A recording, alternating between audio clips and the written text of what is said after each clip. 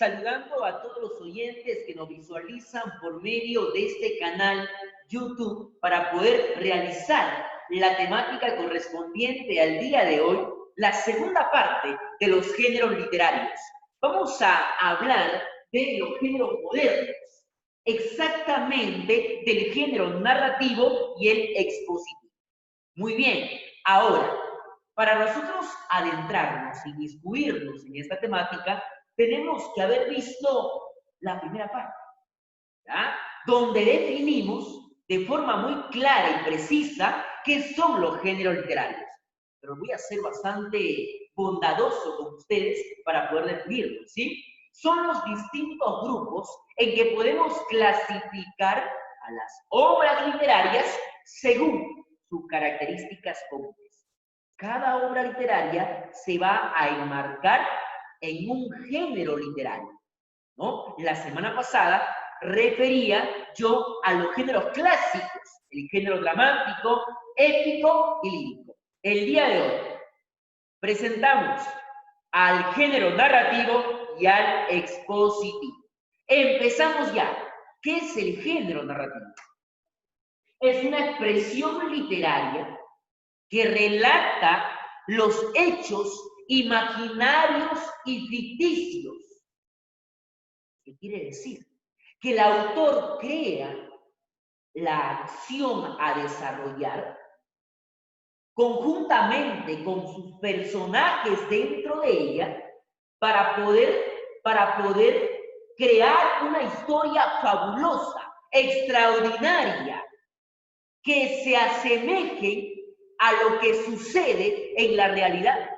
Por eso nos dice que toma en cuenta la realidad y describe los hechos de forma cronológica.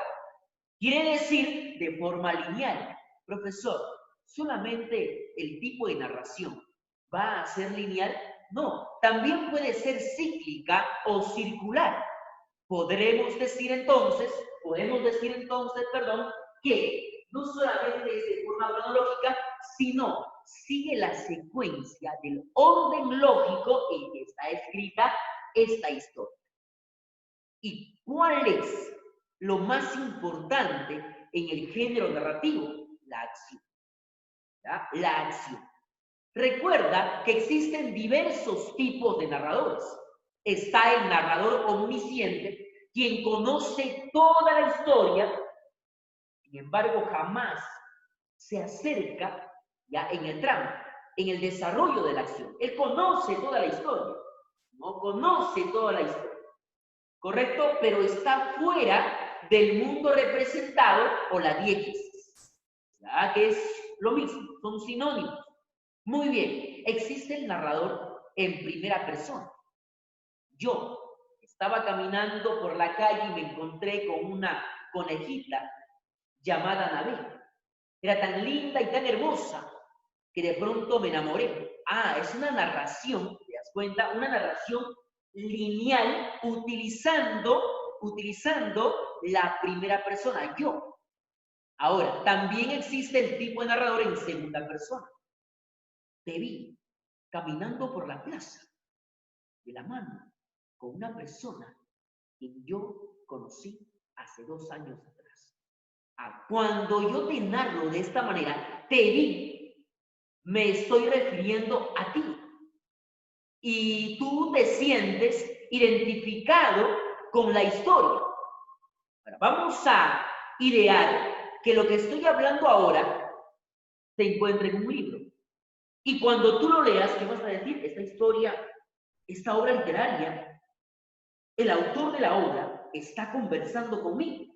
Eso es lo que vas a pensar y eso es lo que busca el autor, interactuar con el lector. Autor y lector. Muy bien, existe el narrador en tercera persona, que se asemeja al narrador omnisciente. El narrador testigo y el narrador protagonista también. El narrador protagonista es el personaje principal de la obra quien narra la historia. El autor le da la potestad a este personaje principal para que cuente la historia que está suscitando y se ha imaginado y lo ha hecho extraordinario el autor. ¿Pero por quién es narrado? Por el personaje principal. Correcto. Ahora, existen diversas especies del género narrativo. Está la novela. ¿Ya? Profesor, ¿y qué es la novela? Fácil y sencillo. ¿Ya? Es una narración más o menos extensa. Mayormente larga o extensa. Mayormente larga o extensa. Muy pocas obras literarias en novelas son cortas. Escúchame. De carácter ficcional. Significa que el autor crea los hechos, el mundo representado, la trama, bien, la trama, y también a los personajes de carácter ficcional. Pueden haber muertes, pueden haber, digamos, fiestas, pueden haber enamoramiento, ya puede haber enamoramiento, casamiento. Sin embargo, todos esos casamientos serán reales. No, son ficticios. ¿Quiénes lo desarrollan? Los personajes que han sido creados por el autor. ¿Ya? Bien, ahora, en la que se cuenta, en esta novela se cuenta una serie de acontecimientos o hechos. Muy bien, la obra que representa la novela es Crimen y Castigo. ¿Ya? Escrito por el famoso escritor ruso, vale la redundancia, llamado Fyodor Dostoyevsky, considerado como el mayor representante de la novela psicológica. El tema principal de esta obra literaria es interesantísimo. Es la teoría del superhombre. El personaje principal, Rodion Romanovich Raskolnikov, este personaje va a tener como responsabilidad de asesinar a Aliona Ivanovna, una vieja usurera. Pero, ¿por qué lo hace? ¿Cuál es el motivo? ¿Cuál es la razón por las cuales Rodion Raskolnikov decide asesinarla? Para este personaje, la mujer representaba lo abominable. Era parasitaria, ¿ya? Era parasitaria, ya que dañaba a la sociedad teniendo las suntuosidades, siendo usurera y no dándole oportunidades a los jóvenes. Para él, esta mujer era la causante de la pobreza y la miseria. Recuerda que Rodion Raskolnikov vivía en la pobreza, vivía en la miseria, trataba de sobresalir, esforzándose. Sin embargo, las condiciones no le ayudaban, no le apoyaban. Señores, escuchen.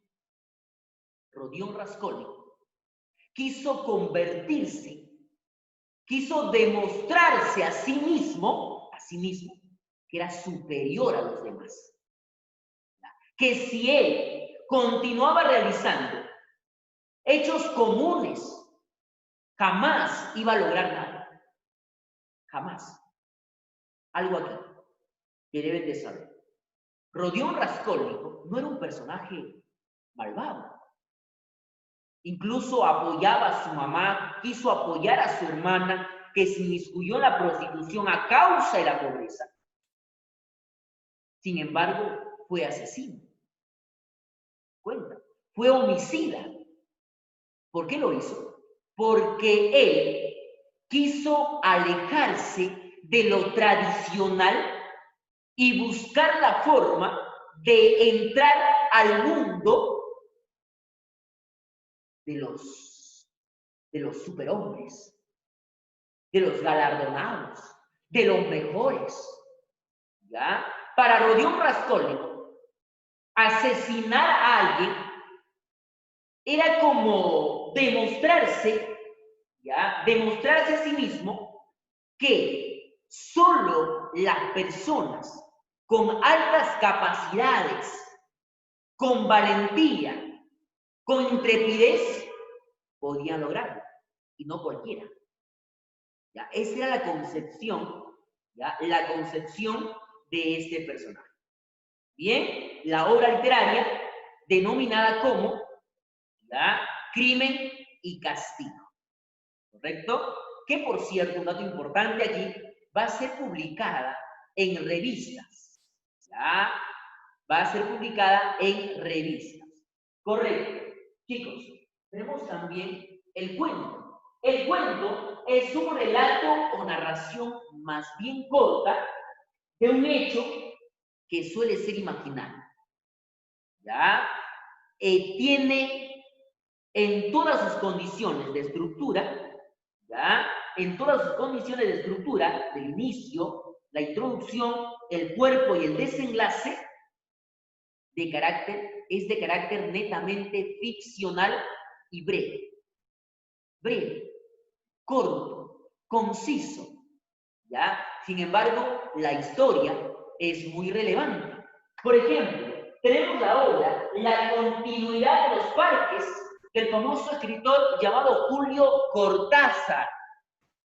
¿Ya? Este autor nos presenta, ¿ya?, al personaje, a un personaje que de pronto se había convertido en un lector de novelas.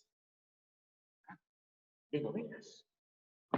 Sucede que este había dejado de leer unos días antes por una agencia de negocios. ¿Bien? Una agencia de negocios. Comenzó a llamar, comenzó a conversar con una persona para que pueda arrendarle, ¿ya?, arrendarle de pronto algunos dominios, ¿ya?, algunos dominios y animales. Conversó con su mayordomo cómo iban a realizar esos negocios. ¿Okay? Y es por ello que dejó de leer aquella novela. Pero luego la retomó en un tiempo. Se sentó en un sillón verde con su respaldar y comenzó. Comenzó la historia. Era la historia de dos amantes. La mujer de este lector tenía un amante. Tenía un amante. ¿Qué pasó? ¿Qué sucedió?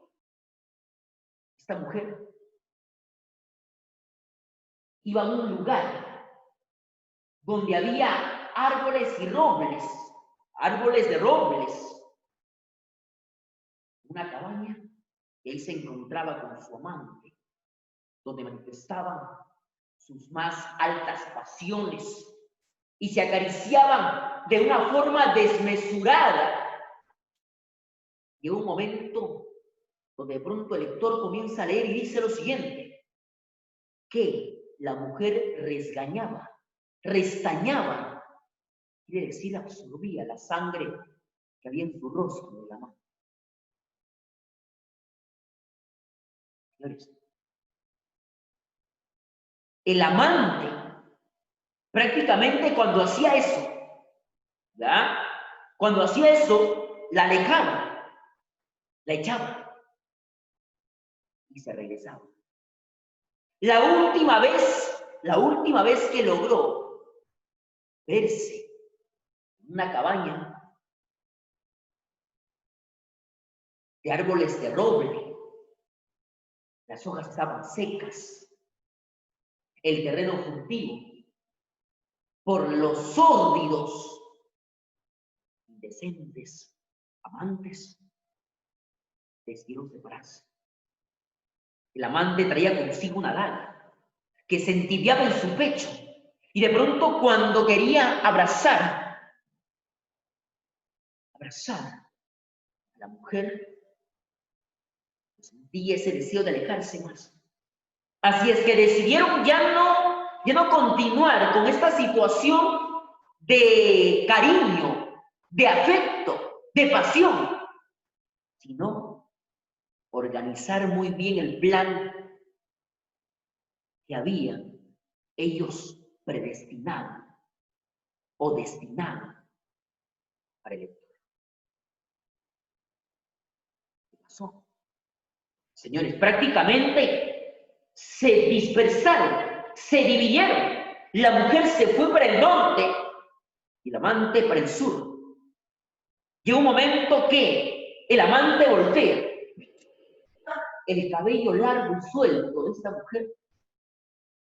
Luego él sigue su camino. Se va por los montes hasta llegar a la casa. Y cuando llega,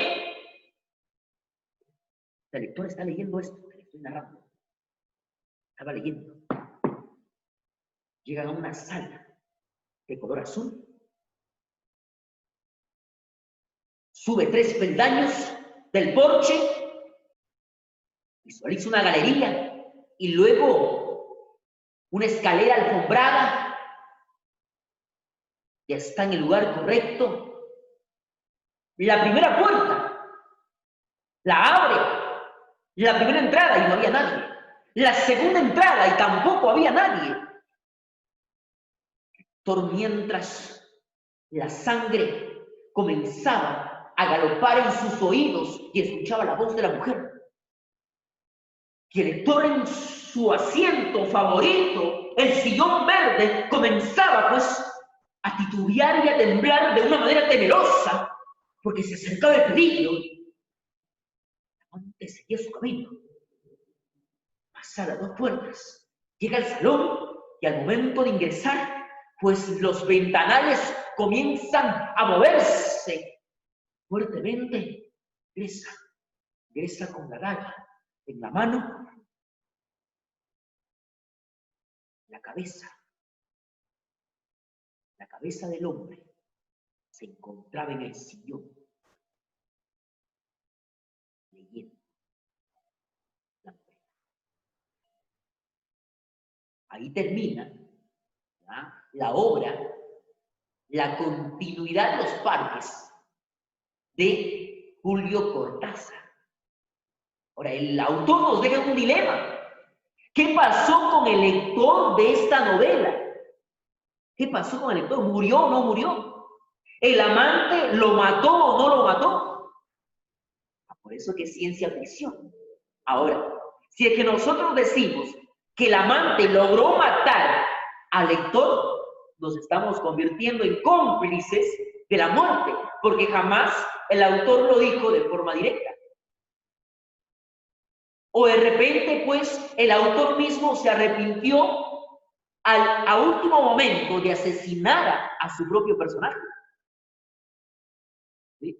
Entonces, vemos ahí una temática ficcional, ambigua prácticamente, ¿no? La continuidad de los parques de Julio Cortázar. Excelente. Por otro lado, tenemos a la fábula. Y la fábula es una narración breve, escrita tanto en verso como en prosa. A diferencia de la novela y el cuento, que mayormente están escritas en prosa, ¿ya? Mayormente están escritas en prosa. Escúchame. La fábula está escrita en verso y en prosa, ¿ya? Protagonizados por animales, objetos animados, que a efectos de relato poseen capacidades similares. Quiere decir que los animales, los objetos y las personas conversan entre sí, con características similares. Muy bien, la obra que lo representa, por ejemplo, es el asno y el burro.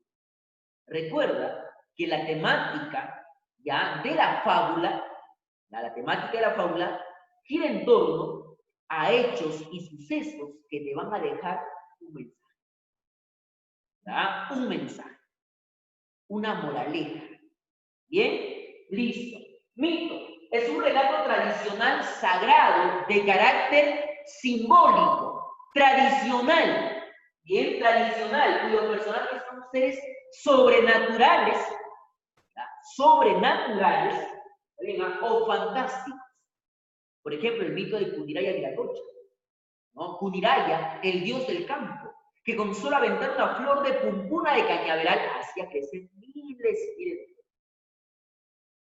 Y tuvo que convertirse en un hombre haraposo, sucio, porque los demás dioses huacas lo tenían en vivo, ¿no? Bien, tenemos también la leyenda, que son relatos que cuentan hechos humanos y sobrenaturales.